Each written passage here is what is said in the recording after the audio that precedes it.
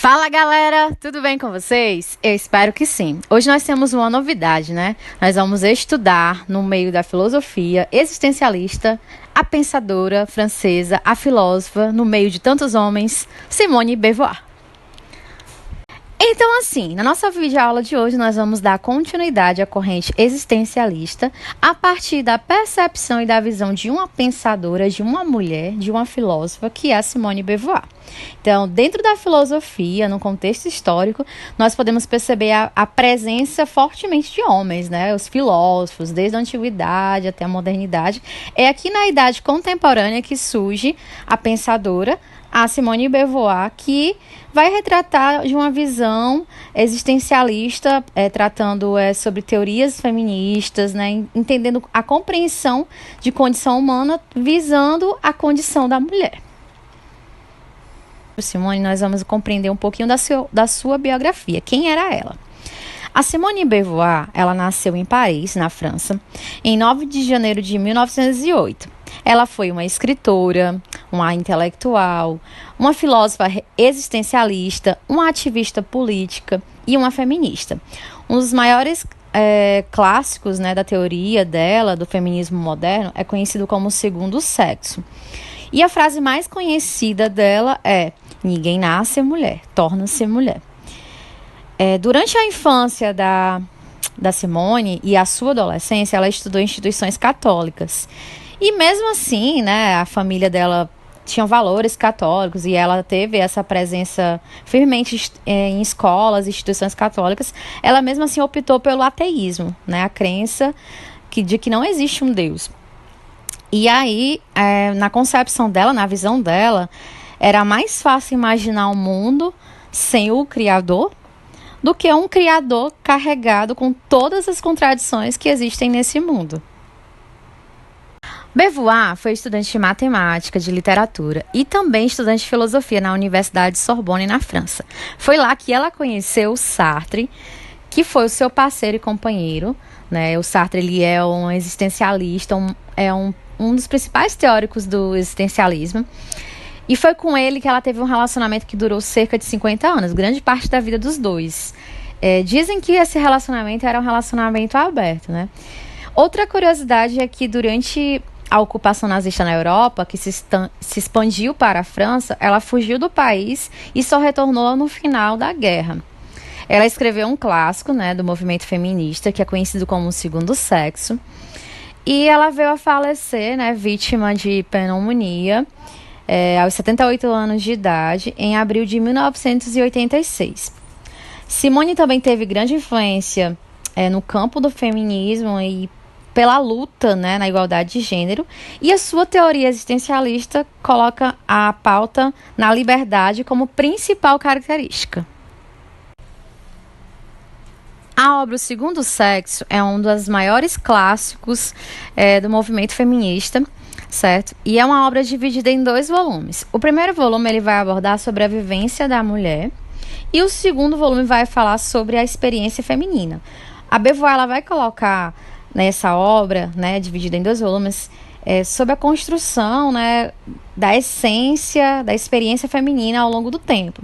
E aí no primeiro volume, ela coloca essa construção ao longo do tempo sobre essa essência feminina, abordando justamente as diversas características sobre esta condição, que não justificam essa subordinação da mulher em relação ao homem. No segundo volume da obra, vai abordar sobre a experiência feminina, de como as mulheres construíram a sua existência, a partir do que lhe foi dado, como também de que tipo de mulher foi construída ao longo dessa história, a visão que a mulher foi tendo ao longo do tempo. E para compreender os escritos de Beauvoir, a teoria de Simone, nós devemos partir da famosa frase de Sartre, né, do pensamento de Sartre, que fala sobre a questão da existência, que fala a seguinte coisa: a existência precede a essência. Quando eu falo isso, eu estou dizendo que primeiro nós existimos, certo?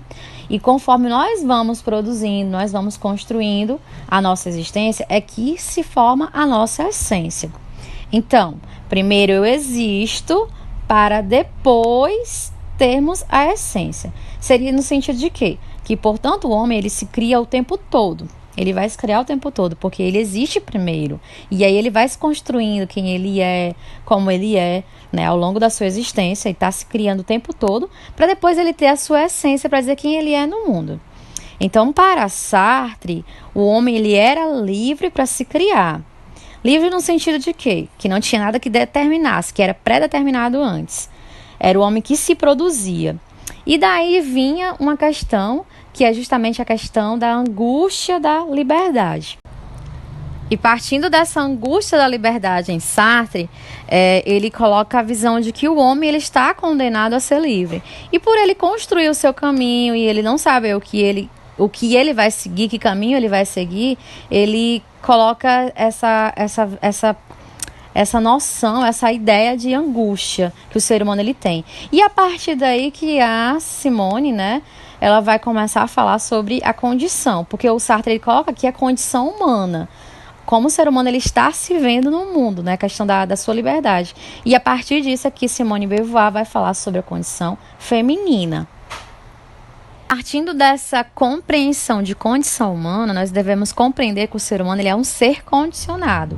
Nós vivemos condicionados, nós vivemos por condições. Um exemplo, eu estou na condição de ser humano, eu estou na condição de mulher, eu estou na condição de professora, eu estou na condição de ser pensante. E é a partir daí que Beauvoir ela vai entender a condição feminina, a condição mulher, a condição de mulher. A Simone ela vai falar sobre essa condição a partir da sua vivência prática, da sua vivência como mulher. E também sobre o que ela estuda, né, sobre os seus textos, né, seus estudos. Ela vai elaborar uma teoria de como as mulheres são castradas de sua liberdade. E ela até cita um exemplo, né, em comparação à liberdade feminina com a liberdade masculina. Se nós formos analisar a infância de uma criança, nós podemos perceber que um menino, ele sempre é estimulado na sua liberdade. Ele pode demonstrar força, energia, ele é educado ao longo do tempo, né, em relação às brincadeiras, seu comportamento, a ter essa liberdade, né, a ser quem ele deve ser. Né, o menino ele tem sempre uma educação relacionada a isso. Já a menina, ela é sempre reprimida. Ela deve ter um comportamento de mocinha, aprender a ter uma função como mulher na sociedade, a cuidar da casa, cuidar dos filhos. Né? Então, existe essa diferença na questão da liberdade. O menino, ele é estimulado a ser livre e a menina é reprimida na sua liberdade. Então, se a gente for ver essa comparação, nós vemos que o menino, ele tem, digamos, liberdade. E a menina, ela está sendo determinada, ela está sendo reprimida. Então, ela está sendo castrada da sua liberdade. Será a partir dessa observação que Simone vai relatar que existe uma construção social do que é o gênero mulher e do que é o gênero homem.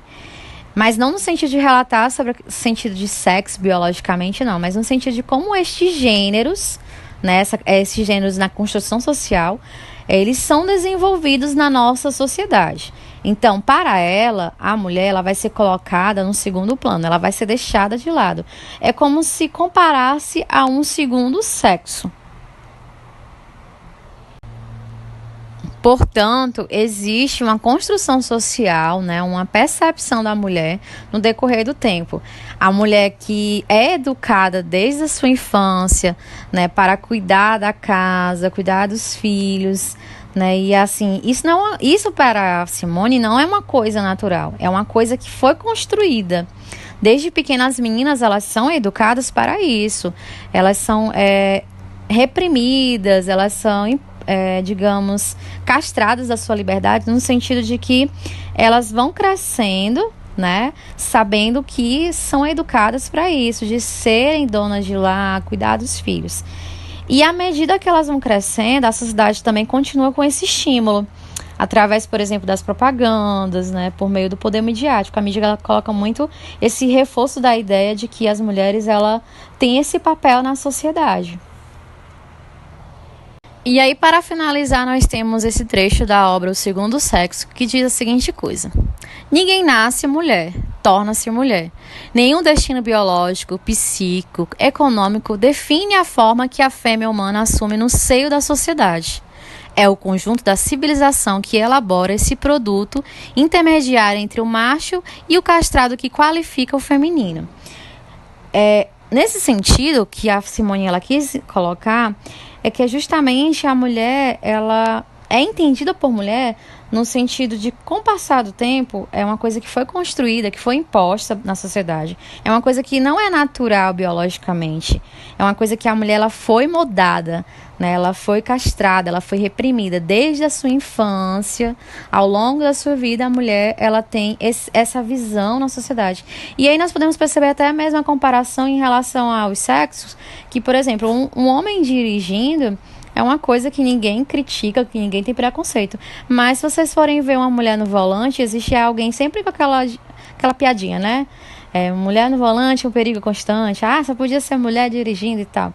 Então, esse preconceito sobre a mulher também é uma coisa que foi construída ao longo do tempo, porque a mulher ela foi justamente, no sentido de construção social, ela nasceu na construção social, digamos, para cuidar do lar e dos filhos. Então, isso é o que a sociedade entende por mulher, mas na verdade isso não é uma coisa natural, isso foi uma coisa que foi imposta, que foi construída ao longo do tempo. A mulher ela foi determinada, ela foi moldada na sua essência e na verdade ela não é isso.